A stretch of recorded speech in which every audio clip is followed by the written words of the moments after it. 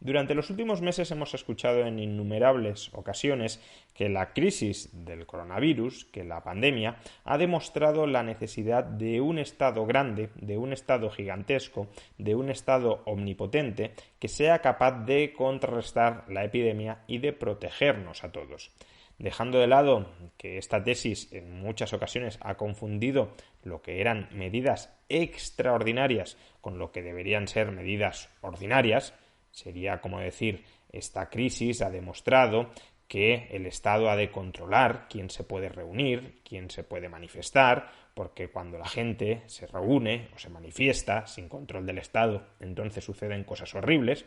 Pues no, como mucho habrá una justificación para que por motivos sanitarios y de manera acotada y extraordinaria se impongan medidas de distanciamiento social para romper las cadenas de transmisión del virus, pero desde luego no hay ninguna justificación para que en condiciones normales el Estado controle con quién nos reunimos, con quién nos asociamos o con quién nos manifestamos. Pero bueno, dejando de lado que muchas veces se confunde lo coyuntural con lo estructural, lo cierto es que quienes efectúan esta afirmación quizá tengan razón. Quizá aquellos estados que son estados grandes, que son estados gigantescos, han tenido muchos más medios a su alcance para contrarrestar la pandemia y en cambio los estados más pequeños, más escuálidos, al no tener ningún medio a su disposición para enfrentar tanto la crisis sanitaria como la crisis social, económica, que puede derivarse a raíz de esta pandemia, pues necesariamente se podrían haber visto abocados al caos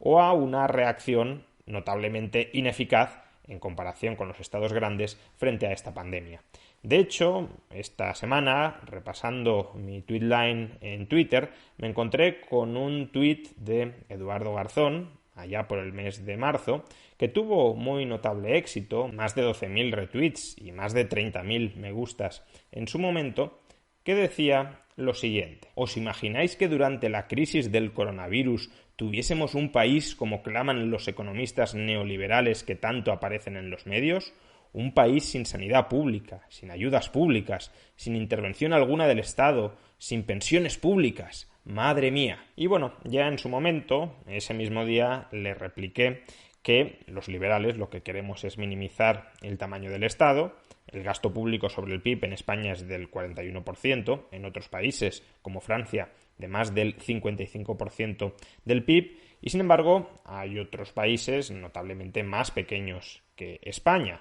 Hong Kong tiene un gasto público, o tenía un gasto público sobre el PIB del 19,5%, Taiwán del 17,3%, Singapur del 14,3%, podríamos añadir también a Corea del Sur, con apenas el 23% de gasto público sobre el PIB, es decir, aproximadamente la mitad, algo más de la mitad que España. Y sin embargo, ya por aquel entonces, la cifra de contagios en España era de 11.400 contagios que hubiésemos detectado, en Hong Kong de 162, en Taiwán de 77 y en Singapur de 266. Y a su vez, el número de muertos en España en aquel momento era de 499, en Hong Kong de 4, Taiwán 1 y Singapur 0 muertos. Es verdad que estas cifras no estaban dimensionadas en función de la población, pero es fácil ver que aun cuando las dimensionáramos por población, las diferencias seguían siendo muy notables y por eso dije, pues igual no sería tan terrible tener un país como el que quieren los liberales, si ese país con un estado tan pequeño como el que quieren los liberales es capaz de conseguir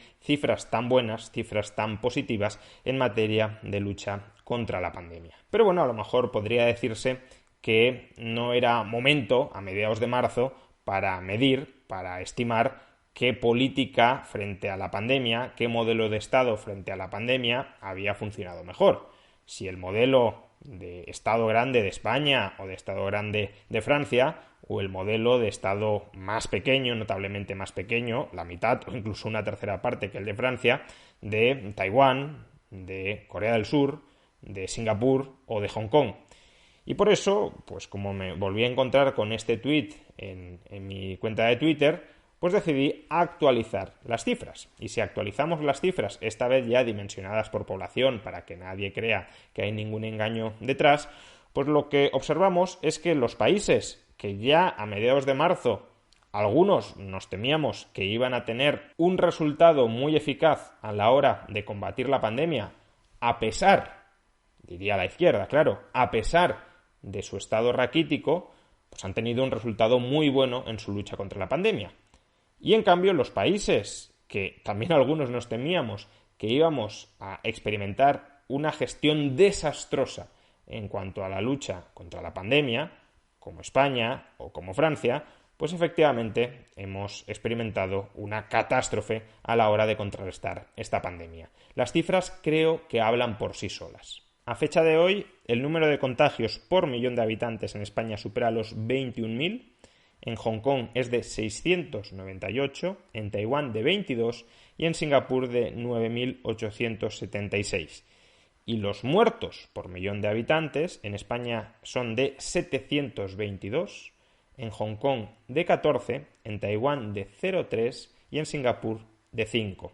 Por tanto, especialmente a la hora de evitar muertes, estos países han sido tremendamente exitosos. En el caso de Singapur, por ejemplo, ha sido tremendamente exitoso a la hora de evitar muertes, aun cuando no ha sido tan exitoso a la hora de evitar contagios, porque en términos de millón por habitantes, Singapur ha tenido más o menos la mitad de los contagios que España, pero no muchísimos menos. Y sin embargo, en muertos, comparemos 722 por millón de habitantes en España, 5 por millón de habitantes en Singapur. Y eso que la sanidad de Singapur es de las que más se aproximan a lo que podríamos llamar un modelo de sanidad privada, un modelo donde los ciudadanos tienen que ahorrar mes a mes en sus cuentas de ahorro sanitario personal para luego, con ese dinero que tienen ahorrado, contratar seguros frente a gastos catastróficos o atender el pago de los servicios sanitarios de los que hacen uso. El modelo sanitario de Singapur se acerca más a lo que sería un modelo de sanidad privada puro, de libre mercado, que por ejemplo el de Estados Unidos. Y normalmente escuchamos lo desastroso del sistema sanitario estadounidense y sin embargo no escuchamos las bondades del sistema sanitario de Singapur, que es uno de los mejores del mundo, como se ha vuelto a comprobar en esta pandemia. En todo caso, y más allá del sistema sanitario, lo que creo que estas cifras ponen clarísimamente de manifiesto es que tener un Estado pequeño no significa incapacidad a la hora de proteger a tu población frente al desastre sanitario y económico que puede constituir una pandemia. Y al revés, que tener un Estado gigantesco no te blinda frente a una gestión absolutamente desastrosa en lo sanitario y en lo económico para hacer frente a la pandemia. Entiéndase lo que realmente estoy afirmando a la luz de los datos. No estoy diciendo que un Estado grande necesariamente tenga que fracasar a la hora de enfrentarse a la pandemia o que un Estado pequeño necesariamente tenga que triunfar a la hora de enfrentarse a la pandemia. Lo que estoy diciendo es que tener un Estado pequeño, como decía Eduardo Garzón, imaginároslo, madre mía el desastre en el que estaríamos inmersos. Pues bien, tener un Estado pequeño no conduce necesariamente al desastre, no necesitamos un Estado grande para hacer frente a una pandemia, no necesitamos un Estado que pese el 40, el 50 o el 60% del PIB para proteger a la población frente a una pandemia, y a su vez, que tener un Estado grande tampoco es garantía de que la población va a estar bien protegida. De hecho, y aunque, insisto, el argumento que se infiere de estos datos es simplemente ese, que tener un Estado grande no es condición necesaria para ser eficaz frente a la pandemia o que tener un Estado pequeño no es condición suficiente para fracasar frente a la pandemia, pese a que los datos solo dicen eso, no obstante, sí puede hacerse un argumento teórico de por qué los estados pequeños pueden ser más eficaces que los estados grandes a la hora de contrarrestar una pandemia u otros desastres extraordinarios a los que una sociedad se puede llegar a enfrentar.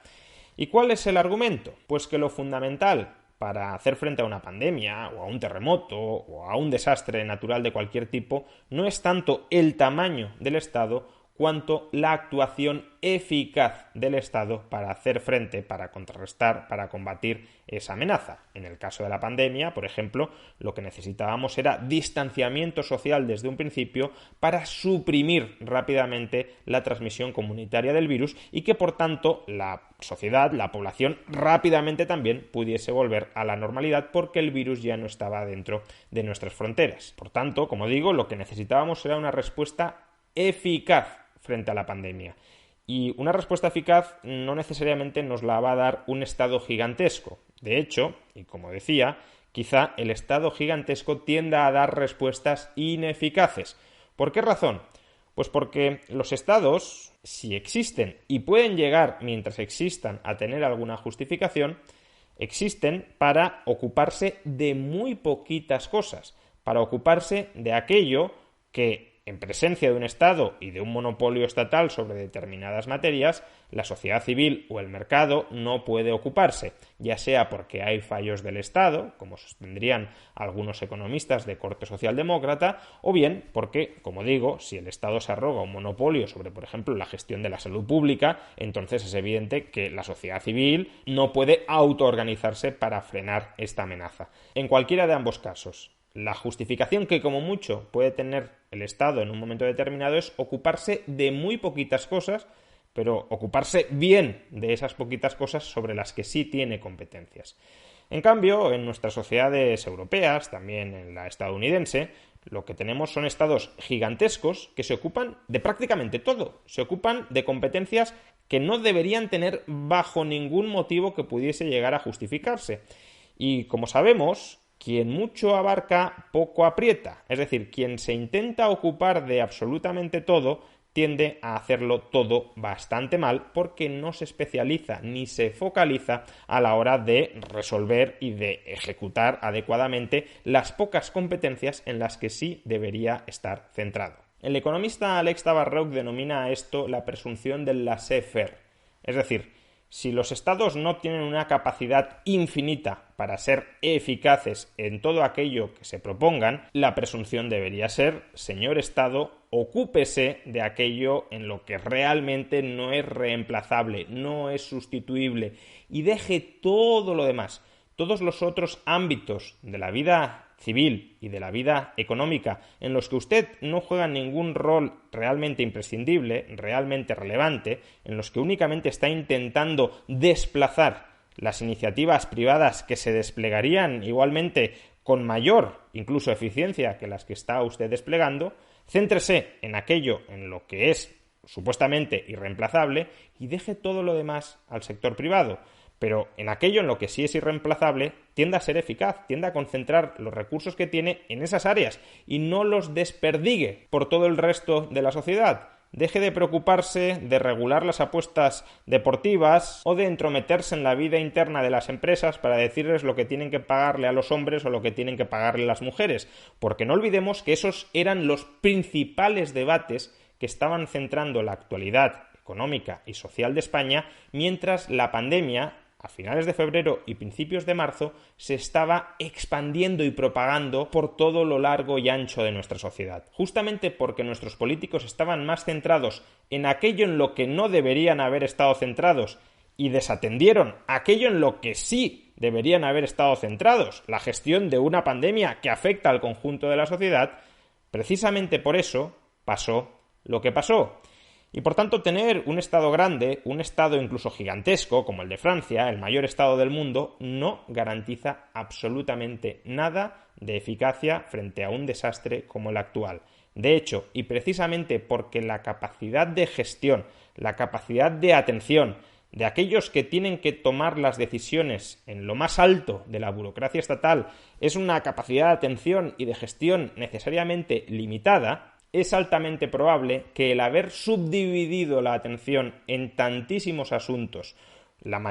inmensa mayoría de los cuales no deberían constituir objeto de competencia de regulación estatal, es altamente probable que el haber subdividido tanto la atención de nuestros gobernantes llevó a que no se centraran en lo decisivo, y precisamente por eso la inmensa mayoría de estados grandes se han mostrado tremendamente ineficaces, tremendamente incapaces a la hora de frenar esta pandemia. En cambio, muchos estados pequeños, supuestamente esqueléticos, sin recursos, focalizaron su atención y su esfuerzo en lo importante y meses después estamos viendo que esa estrategia les ha funcionado. No necesitamos un Estado gigantesco, necesitamos un Estado eficaz. Y para que el Estado sea eficaz en aquello en lo que resulta supuestamente irreemplazable el Estado, el Estado debe dejar de hacer muchísimas cosas en las que sí es perfectísimamente reemplazable por la iniciativa privada,